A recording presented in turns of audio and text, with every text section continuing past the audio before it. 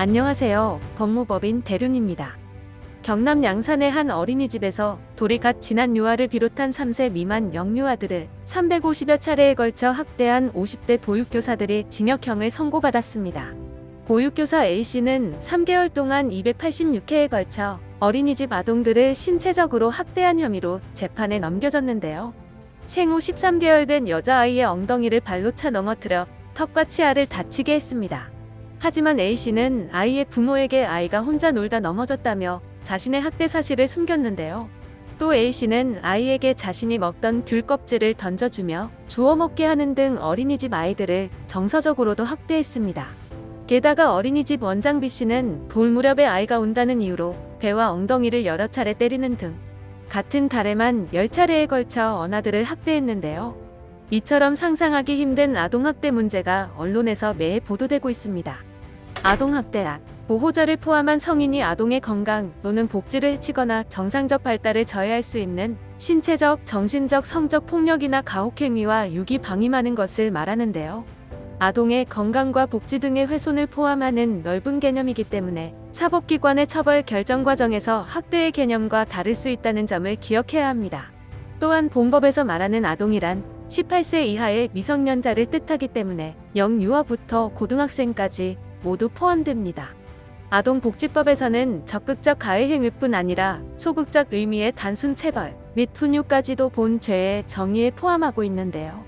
예를 들어 잠을 재우지 않거나 옷을 벗겨 내쫓거나 형제와 비교 차별 편애하는 행위를 비롯해 아동의 정서 발달이나 연령상 감당하기 어려운 것을 강요하는 모든 행위도 아동학대에 포함됩니다. 추가로 아동에게 의무교육이나 의료적 조치를 제공하지 않는 것도 아동학대에 해당하는데요. 그렇다면 아동학대 가해자는 어떠한 처벌을 받을까요? 본죄는 학대의 유형에 따라 아동복지법과 아동학대처벌특례법, 아동청소년 성보호법 등에 따라 처벌받습니다. 신체적 정서적 학대나 방임했다면 5년 이하의 징역 또는 5천만 원 이하의 벌금형, 상해와 폭행, 유기 및 체포, 감금으로 생명에 위험을 주거나 불구, 난치의 질병에 이르게 했다면 3년 이상의 징역형, 만약 이 때문에 사망에 이르면 아동학대치사죄로 무기 또는 5년 이상의 징역형에 처해집니다. 만약 아동을 대상으로 성범죄를 저질렀을 경우는 아동청소년 성보호법에 의해 처벌받는데요. 강제로 추행했다면 2년 이상 유기징역 또는 1에서 3천만 원 이하의 벌금형, 폭행 또는 협박으로 강간했다면 무기징역 또는 5년 이상의 징역, 성매매를 목적으로 아동청소년을 유인하거나 권유했다면 3년 이하의 징역 또는 3천만 원 이하의 벌금형에 처해집니다. 또한 아동학대를 한 사람이 아동을 살해한 경우에는 사형 무기 또는 7년 이상의 징역형이 처해지는데요. 만약 상습적으로 본범죄를 행한 경우와 아동복지시설 종사자가 범죄를 저질렀다면 2분의 1까지 가중처벌이 가능합니다. 아동학대의 징후를 발견했다면 신고하는 것이 중요한데요. 아동학대 특례법에서는 신고 의무자를 법적으로 규정하고 있습니다. 아동 및 가정 관련 직종 종사자 또는 의료계 종사자들이 여기에 해당하는데요. 만약 정당한 이유 없이 신고하지 않을 시에는 1,000만 원의 과태료가 부과됩니다. 아동학대를 직접 목격하면 정확한 판단이 가능할 텐데요. 하지만 아이들은 학대 사실에 대해 말하는 것을 두려워하는 경우가 많습니다. 또한 아이와 24시간을 함께할 수 없기에 직접 보지 않는 이상 학대 사실에 대해 인지하기는 쉽지 않습니다.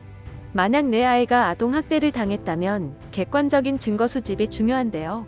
섣부르게 대응했다가는 증거인멸 가능성이 있어 가해자를 제대로 처벌하지 못할 수 있습니다. 이 때문에 아동학대의 징후가 보이면 반드시 관련 전문가의 도움을 받는 것을 추천해 드립니다. 또한 일반인의 경우 증거 수집과 법리적 판단이 어려울 수 있는데요. 이때 경험이 많은 형사 전문 변호사와 함께 하시는 것이 현명하겠습니다. 아동이 건강하게 태어나 행복하고 안전하게 자랄 수 있도록 복지를 보장하는 것은 우리가 지켜야 할 의무입니다. 만약 아동학대 징후가 보이거나 발견하신다면 경찰이나 관할구청에 신고를 부탁드립니다.